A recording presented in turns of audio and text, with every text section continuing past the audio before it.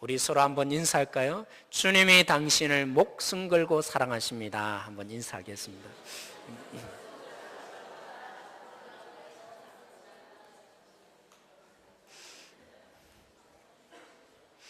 네, 우리 장로님, 우리 권사님, 집사님, 우리 청년, 우리 성도님 한 분 한 분을 하나님께서 목숨 걸고 사랑하는 거 맞습니까?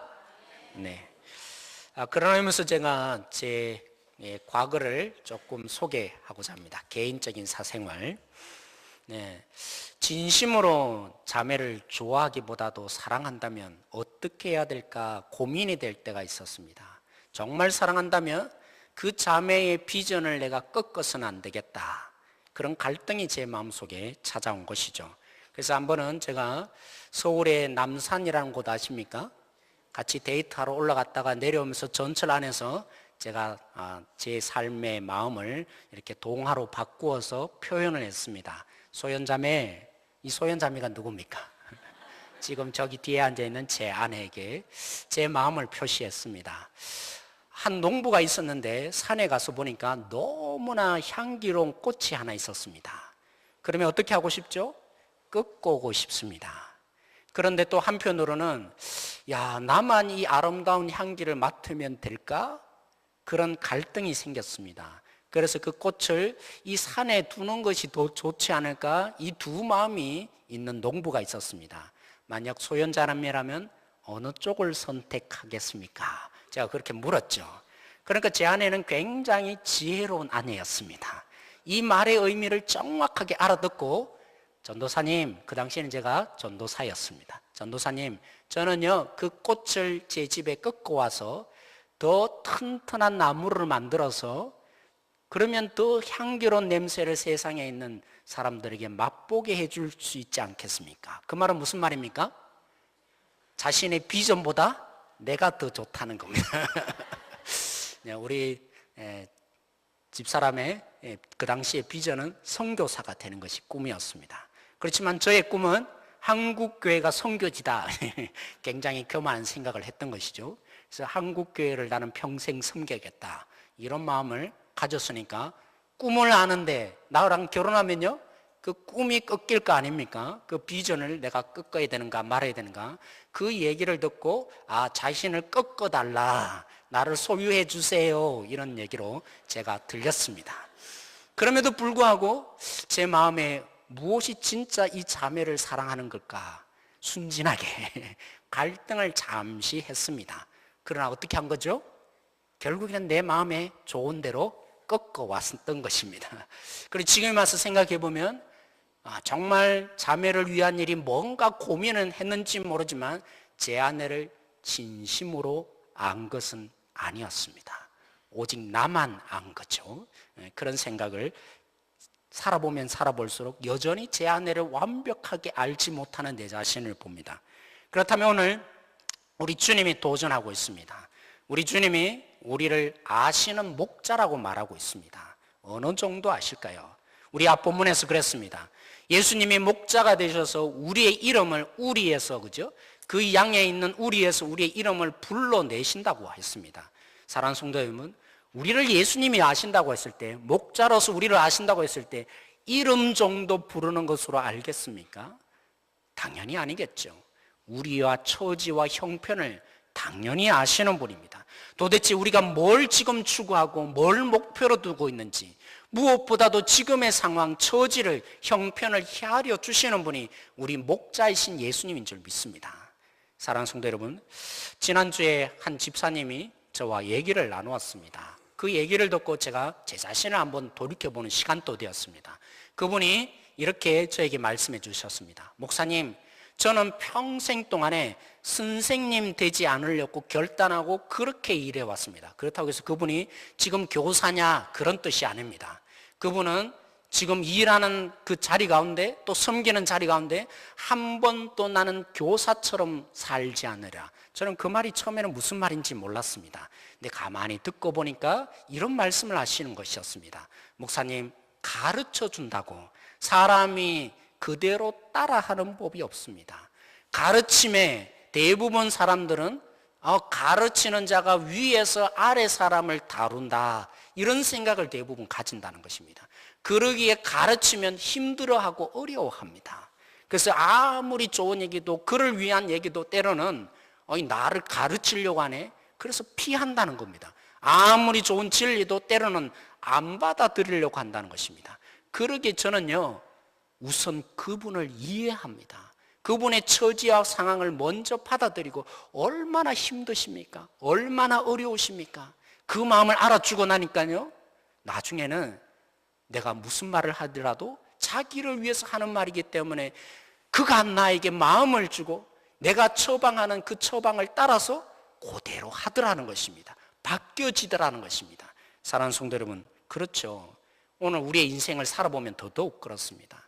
여러분의 마음과 처지를 알아주는 사람 있습니까? 때로는 우리가 결혼하면서 남편의 내 마음을 알아줄 것 같고 누구보다도 내 처지를 공감해 줄 것 같은데 우리는 종종 그렇습니다. 내가 이런 말을 하면 그 말 속에 담겨져 있는 의미와 그 속에 담겨져 있는 내 감정을 일일이 다 헤아려주는 단 그 한 사람만 있다면 우리는 정말 이 땅 가운데 외롭지 않을 것입니다. 저도 한번 그걸 느낀 적이 있죠. 한 번은 저는 몰랐습니다. 제 친구가 저녁을 먹고 함께 산책을 했는데 그 친구가 너무 어려운 표정을 하면서 결국에는 저에게 고백을 하는 것입니다. 그 얘기를 듣고 제가 아무리 좋은 말을 찾아보려고 했지만, 위로해 주려는 말을 찾아보지만 찾을 수가 없었어요. 그래서 침묵할 수밖에 없었죠. 근데 그 친구가 너무 마음에 안타까우니까 그 친구를 이렇게 안아줬습니다. 근데 그 친구가 더 저를 놀라게 했습니다. 저를 안더니만 막 눈물을 흘리며 우는 것입니다. 저는 더 당황스러웠죠.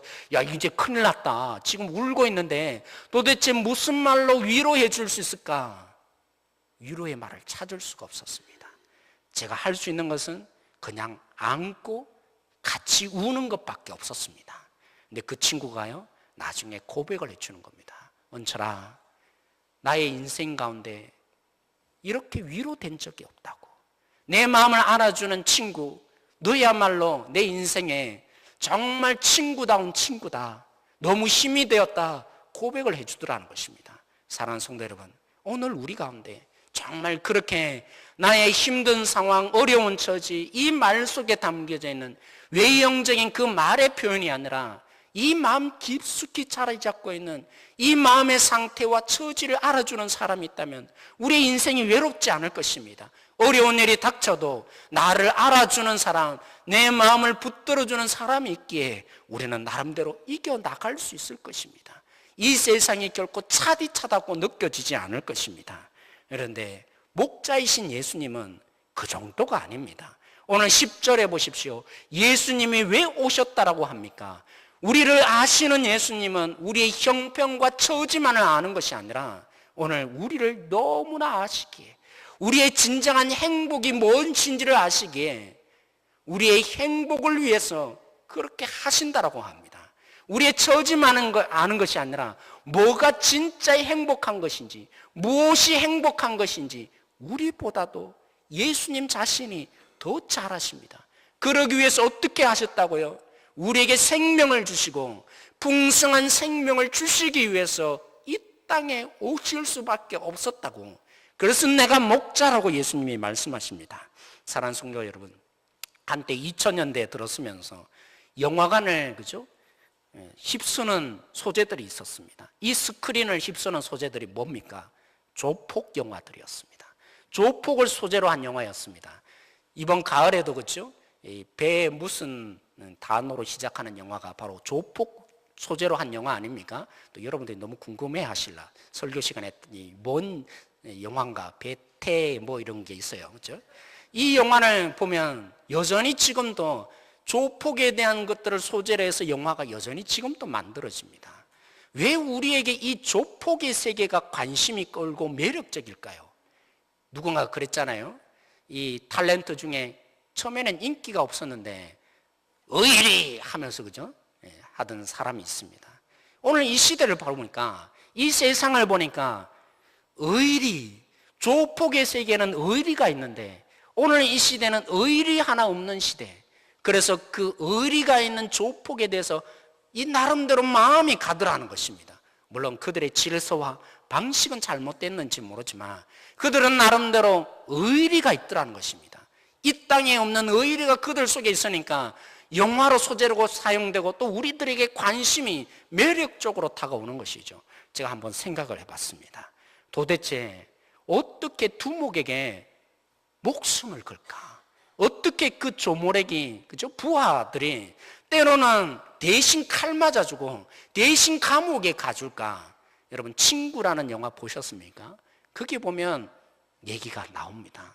그 친구라는 영화 속에 뭐가 이 조폭의 진짜 세계인가 얘기를 해주죠. 여러분, 두목이 아무리 능력 있고 카리스마 있고 권세가 있다 할지라도 그냥 부하가 목숨 거는 법은 없습니다. 두목과 부하가 함께 했던 시절이 있는 것이죠. 가장 어렵고 힘겨울 때 두목이 그들을 내버려 둔 것이 아니라 같이 먹고 살면서, 때로는 라면 하나 먹지 못하는 가운데 이 두목이 그들과 함께 했던 시간들이 있는 것이죠. 그 모든 어려운 시간들을 함께 했던 삶이 있었던 것이죠. 때로는 그렇습니다. 정말 자기가 절망하고 좌절했는데 그의 목숨을 두목이 건져주는 은혜를 입은 것입니다.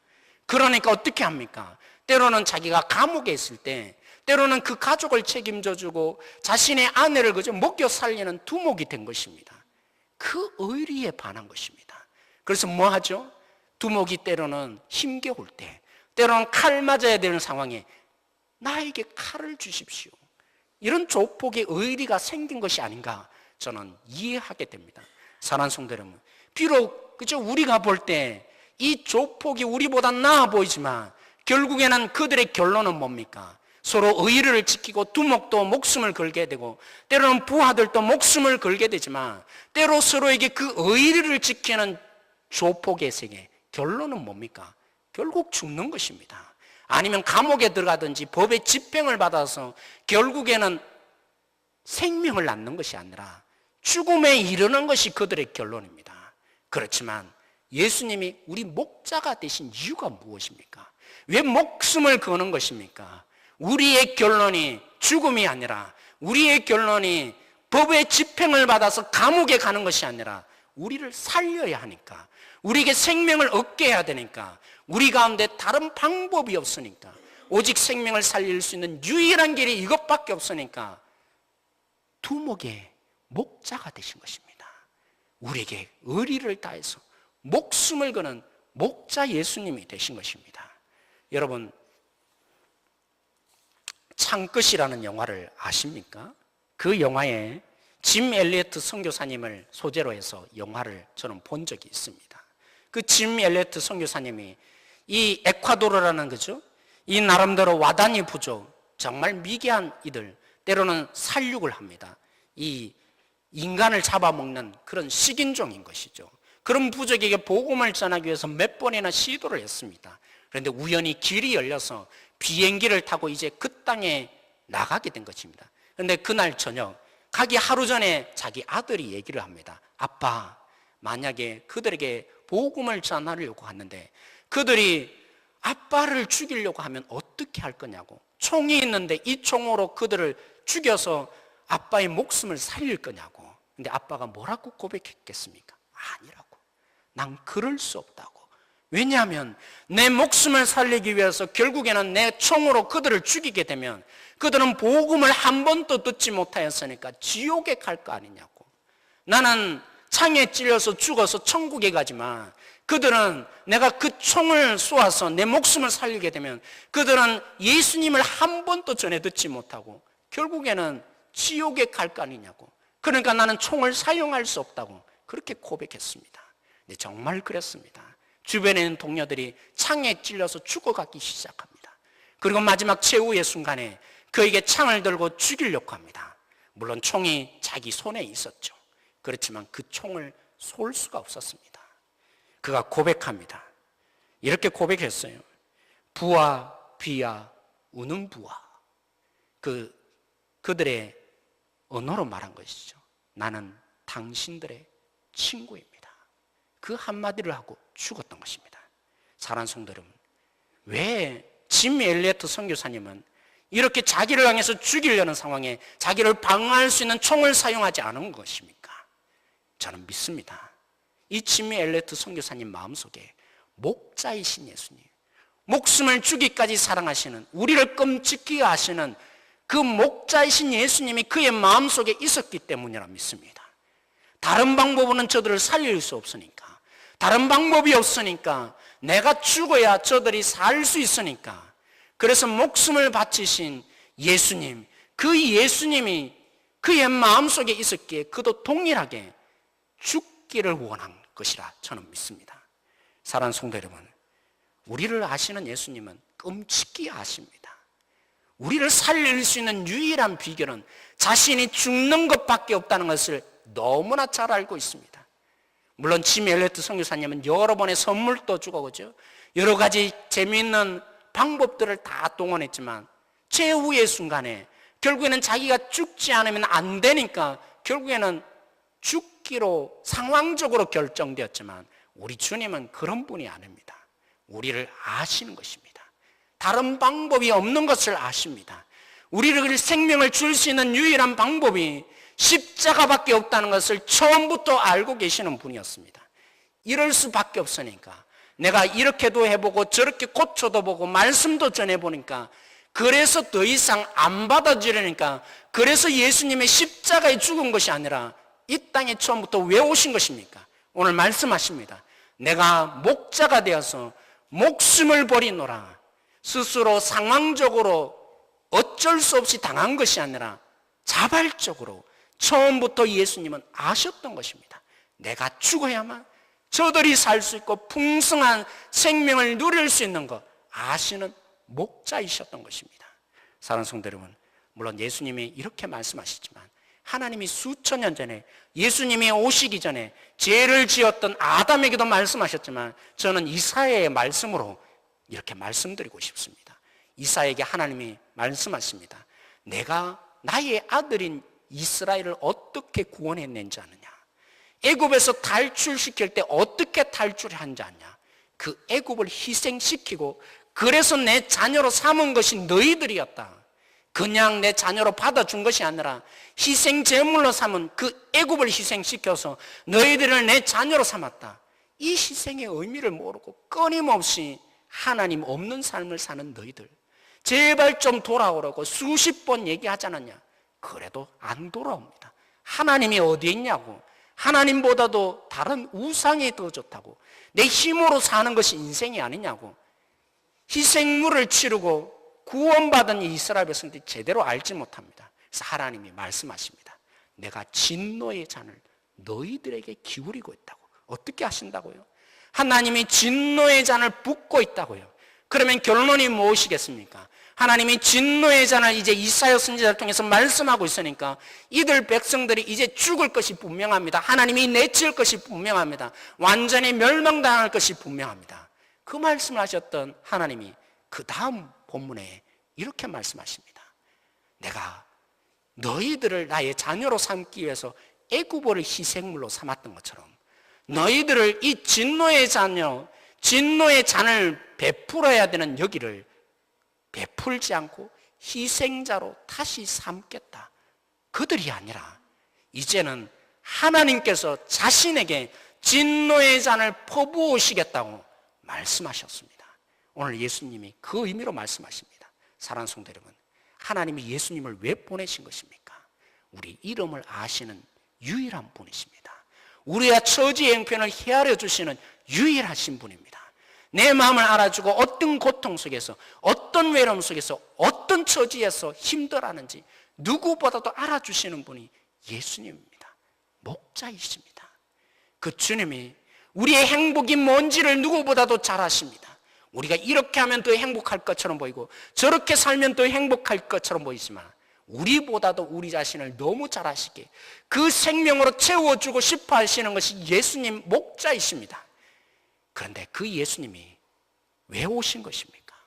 그렇게만 하는 것이 아니라 대신 희생제물로 하나님의 진노의 잔에 자신을 죽이시고 우리에게 그 생명을 주시고자 모든 것을 아낌없이 내놓는 하나님의 말씀하신 그 약속을 이루시기 위해서 이 땅의 목자로 오신 분이 우리 주님이십니다. 그 주님이 우리의 목자이심이 믿어지시길 원합니다. 사랑하는 성도 여러분, 조폭이 어떻게 합니까? 자신을 알아주고 자신의 처지를 이해해주고 자신을 챙겨준다고 두목을 위해서 때로는 목숨까지 버리지 않습니까? 그런데 우리 주님이 그 조폭의 우두머리보다도 못하시겠습니까? 우리 주님이 과연 저 조폭의 우두머리보다도 못하신 분입니까? 사랑하는 성도 여러분, 우리 주님은 목숨을 내놓고 우리만을 생각하신 분입니다. 우리를 살릴 수 있는 그런 다른 길이 없으니까, 오직 이 길만이 우리를 생명으로 이끌 수 있으니까, 우리의 처지를 너무나 끔찍게 하시니까, 살릴 방법이 이것밖에 없으니까, 이것으로만 살 수 있으니까 그 생명을 살리고자 십자가에 죽는 유일한 길로 가신 분이십니다. 그 주님이 우리 목자이심이 믿어지기를 원합니다. 그 주님이 우리의 목자로서 음성을 들려주시고 가게 하실 것입니다. 그러므로 그 주님이 믿어진다면 우리가 주님이 부르시는 곳이 어찌 힘든 길이겠습니까? 어찌 우리를 죽이려고 하는 길이겠습니까? 어찌 우리를 멸망시키는 길로 인도하시겠습니까? 우리가 그 주님의 목자 되심을 제대로 알고 나면, 그렇죠 주님, 내가 보기에는 이것이 좋아 보이지만, 내가 보기에는 이 길이 좋은 길이지만 주님이 들려주시는, 가라고 인도하시는 그 길만이 진짜입니다. 우리는 눈 뜨고 그 길을 따라가는 인생이 될 것이 뻔합니다. 오늘도 이 주님이 우리의 목자이신 거 받아들이시고, 그 목자이신 주님이 오늘 또 우리에게 말씀하신다면 오늘 우리가 그 결단을 하시고 그 길을 쫓아갈 수 있는 우리 모두가 되어지기를 원합니다. 예수님이 우리에게 무한한 시간과 무한한 자유를 주셨습니다. 모든 것 우리에게 다 주셨습니다. 이 자유를, 주님의 음성을 듣는데 귀를 기울이십시오. 주님이 어떤 마음을 갖고 있는지 귀를 기울이십시오. 왜요?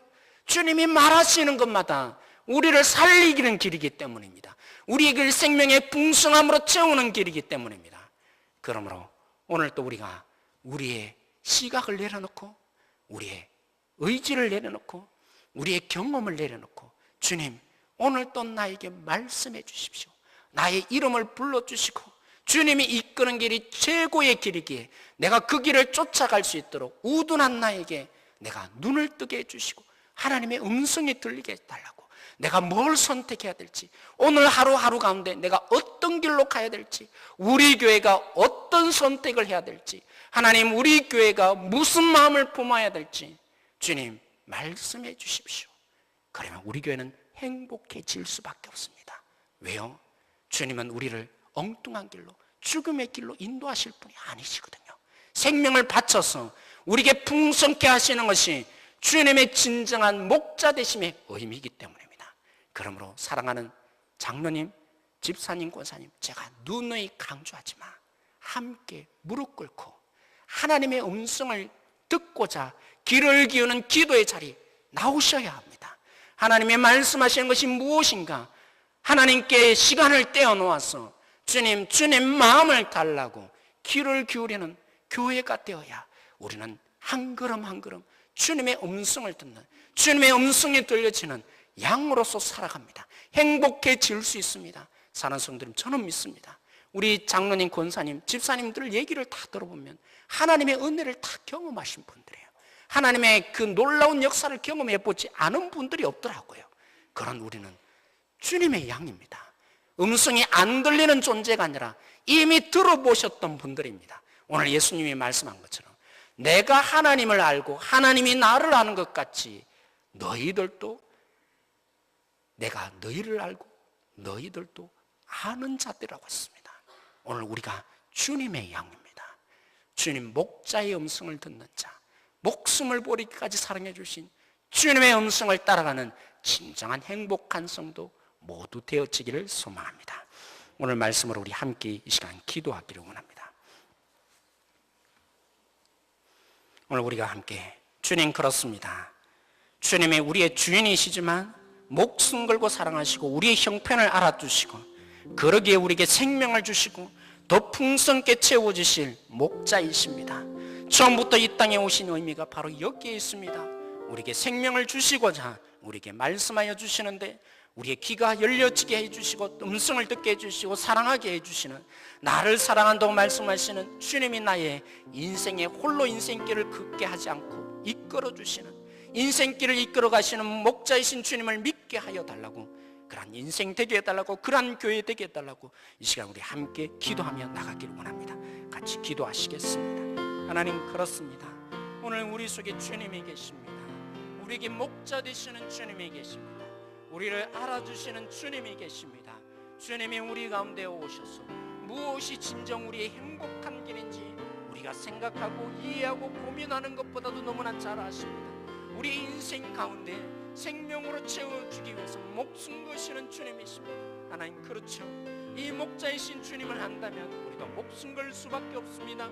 주님의 목자 되신 음성을 듣게 된다면 이토록 사랑해 주시고 이토록 이해해 주시고 모든 것 내어놓으신 그 주님 앞에서 우리가 살 수밖에 없습니다. 우리의 행복의 비결이 바로 여기에 있는 것을 알고 그 주님을 따라갈 수밖에 없습니다. 하나님, 우리가 여기에 놓여 있습니다. 오늘 우리 한 사람 한 사람의 이름을 불러주십시오. 오늘 우리 가운데 하나님, 내가 너를 사랑하여서 목숨을 걸어주었다, 내가 사랑하여서 너를 이때까지 사랑하여 주었다, 그 주님의 음성들이 들려지는 성도 한 분 한 분들이 되게 하여 주십시오. 우리 교회가 바로 여기에 서 있습니다. 우리의 갈림길이 바로 여기에 있습니다. 하나님, 어렵고 힘겨울 때 우리 혼자 가는 인생이 아니라 우리를 위해서 이리때를 쫓아내시고 우리의 생명길을 인도하시는 주님이 바로 여기에 있습니다.